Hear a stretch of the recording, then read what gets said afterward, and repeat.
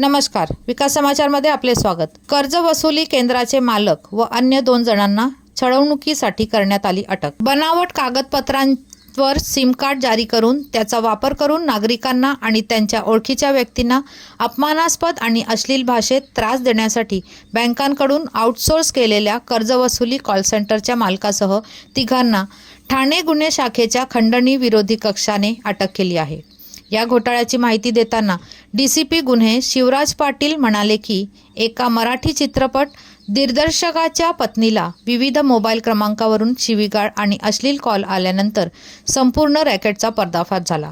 त्यानंतर चितळसर पोलिसात गुन्हा दाखल करण्यात आला, जो नंतर खंडणी विरोधी कक्षाकडे वर्ग करण्यात आला। एका विशेष पथकाने केलेल्या तपासणीत असे दिसून आले की छळासाठी वापरण्यात आलेल्या नंबर कॉलशी कोणताही संबंध नाकारणाऱ्या व्यक्तीचा होता।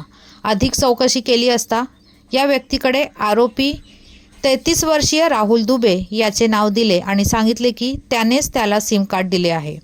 दुबे या मोबाईल कंपनीच्या प्रतिनिधीने बनावट कागदपत्रांचा वापर करून 25 सिम कार्ड मिळवले होते आणि काही वेगवेगळ्या बँकांसाठी काम करणाऱ्या कॉल सेंटरमध्ये वितरित केले होते।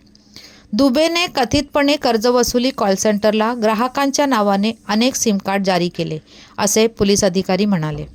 दुबेच्या अटकेनंतर पोलिसांनी भाईंदरमधील एका कॉल सेंटरवर छापा टाकला, ज्यामुळे 5 जुलै रोजी आणखी 2घांना अटक करण्यात आली।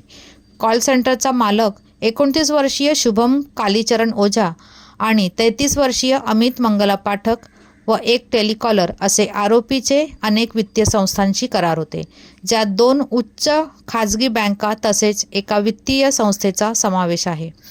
पोलिसांनी 77,300 रुपयांची इलेक्ट्रॉनिक उपकरणे जप्त केली आहेत। संशयितांना 10 जुलैपर्यंत पोलीस कोठडीत सुनावण्यात आली आहे।